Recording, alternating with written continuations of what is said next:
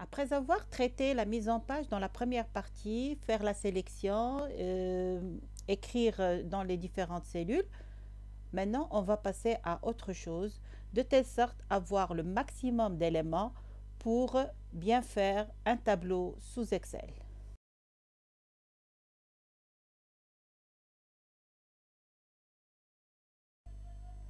Donc je reprends. Il faut faire la mise en page. Je vais passer rapidement. Donc prendre une mesure. Cette fois-ci, je vais prendre 1 partout pour les 4 marges et 0,0 pour l'entête et pied de page pour limiter ma page d'impression. Je vais sélectionner toute ma feuille. On a dit pour sélectionner toute la feuille, automatiquement, il faut cliquer sur ce vide entre la colonne A et la ligne 1. Je vais à Accueil. Je vais choisir la police avec laquelle je vais travailler. Directement, j'écris ma police.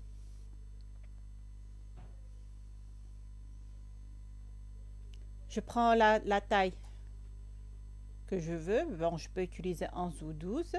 Et je vais mettre centré et centré. Donc là, ça va être pour l'ensemble des cellules de ma feuille du classeur. Bien sûr, l'enregistrement, il ne faut pas l'oublier. À chaque fois, il faut le faire. Maintenant, au niveau des cellules, on a dit qu'on peut écrire du texte, un chiffre ou une date, comme on peut faire, bien sûr, des formules. Bon, maintenant, regardez que pour la cellule, elle est limitée. Parfois, il faut l'agrandir selon les besoins, ou parfois, on peut faire des fusions ou carrément revenir à la ligne. Comment procéder? Bon, je vais vous montrer à travers des exemples. Donc, je vais écrire bonjour tout le monde. Je vais mettre l'alignement vers la gauche. Remarquez que le texte ici, c'est dans la cellule A1, mais il dépasse dans la deuxième colonne. Si je veux écrire un nombre au niveau de la deuxième colonne, je peux valider par entrée ou bien ici par cette coche. Le texte ici n'apparaît plus. Alors, pour le faire apparaître, j'ai plusieurs possibilités. La première, c'est d'élargir la colonne. Comment je peux l'élargir?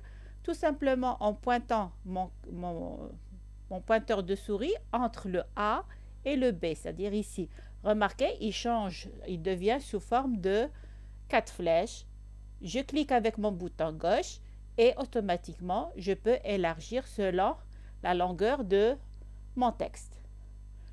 Mais il se peut que cette méthode-là ne marche pas, tout simplement parce que pour la suite de mon tableau, j'aurai besoin ici d'avoir une largeur plus petite. Donc, ça peut marcher une fois, comme ça ne peut pas marcher pour d'autres cas. La deuxième possibilité, donc je vais effacer le chiffre pour vous montrer la deuxième possibilité. Je sélectionne ma première cellule avec d'autres cellules selon la longueur que je veux. Est-ce que je veux étendre ma sélection sur 2 colonnes ou 3 ou même plus? Et cette fois-ci, vous avez ici là ce qu'on appelle la fusion. Alors pour la fusion, je peux l'utiliser à partir de ce raccourci dans cette barre de raccourci, ou tout simplement, je peux aller à alignement et mettre ici fusionner les cellules.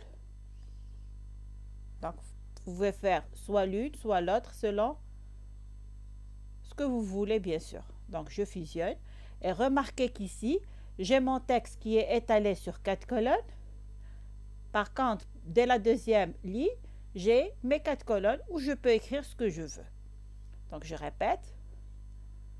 Donc, selon le cas, c'est-à-dire l'exemple que j'ai au niveau de l'Excel, soit je peux élargir ma colonne, ou bien j'étale ma sélection sur le nombre de cellules que je veux, je mets la fusion, ou la troisième possibilité, tout simplement dans ma cellule, je mets renvoyer à la ligne. Renvoyer à la ligne, remarquez ici, vous avez l'exemple que le texte, il revient dans la même cellule. Donc, on va voir comment ça va, qu'est-ce que ça va nous donner. Et voilà. Mais le problème ici, c'est que la hauteur de ma ligne, elle devient plus grande. Et comme je l'ai dit, c'est selon l'exemple que je veux traiter sous Excel, utiliser l'une de ces 3 méthodes. Ça, c'est au niveau du texte, au niveau de la cellule. Maintenant, au niveau de l'alignement, par exemple, si je mets toujours bonjour, je sélectionne et je vais faire par exemple ici une fusion sur plusieurs cellules. Je vais à alignement, je fais la fusion. Mon texte maintenant, je veux changer son orientation. Comment faire? Tout simplement, je vais ici à alignement. Soit je peux mettre le texte lettre après lettre, comme cet exemple ici, comme je peux l'incliner selon l'angle que je veux, soit en haut, soit en bas, en utilisant un degré. Soit j'écris directement le degré, ou bien de choisir ici l'orientation que je veux. Et je vais mettre OK. Pour avoir mon texte tout à fait au centre, il suffit, bon ici c'est déjà centré, mais je dois utiliser alignement au centre ici aussi. Comme ça, il va se situer tout à fait au centre de ma sélection.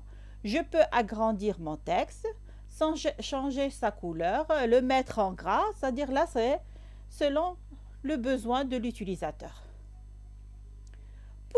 Pour les chiffres, si j'utilise un chiffre, par exemple, je vais utiliser un chiffre qui est plus grand. Remarquez ici, il n'y a pas la séparation entre des milliers.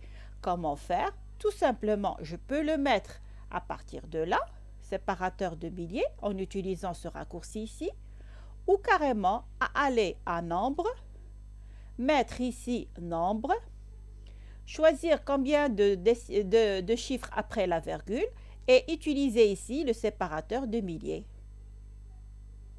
Et voilà. Donc, vous avez ici le chiffre. Je peux lui attribuer le symbole monétaire. Le symbole monétaire, je peux le mettre directement à partir de là ou carrément toujours mettre nombre et aller ici et mettre monétaire. C'est de la même manière. Je peux, ici, il n'y a pas le dirham, mais il y a une autre, on verra dans d'autres vidéos, sur d'autres vidéos, comment ajouter le symbole dirham, Inch'Allah. Pour la date, je vais mettre la date d'aujourd'hui.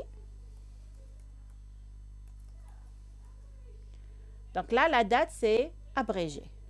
Je peux changer son format tout simplement en allant toujours à nombre. Je sélectionne, donc déjà ici, il la reconnaît en tant que date, mais je dois voir ici quel est l'exemple que je veux. Remarquez qu'il y en a plusieurs types de dates. Il suffit de choisir une de ces formes-là. Par exemple, celle-là, pour avoir le mois en entier, et je mets OK. Je veux mettre là une série des dates, c'est-à-dire le 9 janvier, le 10 janvier, ainsi de suite. Comment procéder? Tout simplement, je vais ici à ce petit point qui est noir en gras. Remarquez que le pointeur de souris, il change du plus blanc au plus noir. Je clique sur mon bouton gauche de la souris et j'étale. Remarquez que là, il y a une série des dates jusqu'à la date que je désire. Je peux procéder de la même manière pour les chiffres. Par exemple, si je mets 1, je valide. Je veux une série de 1 jusqu'à 10. Comment procéder? Donc toujours le plus qui est noir. Si je clique sur mon bouton gauche et je fais descendre ma sélection. Si je descends tout simplement en étalant la sélection, je vais obtenir 1 partout. Mais moi, je veux obtenir une série. Donc là, qu'est-ce que je dois faire? Tout simplement, quand je place mon pointeur de souris ici, sur mon clavier, je dois appuyer sur CTRL, la touche CTRL. Remarquez que vous avez un tout petit plus à côté du grand plus. et je clique sur le bouton gauche de ma souris et j'étale. Remarquez, vous avez là la série des chiffres et je m'arrête là où je veux. Essayez de vous exercer sur ceci et on verra la suite sur une autre partie de l'initiation à Microsoft Excel. Sur ce, je vous remercie et à la prochaine, Inch'Allah.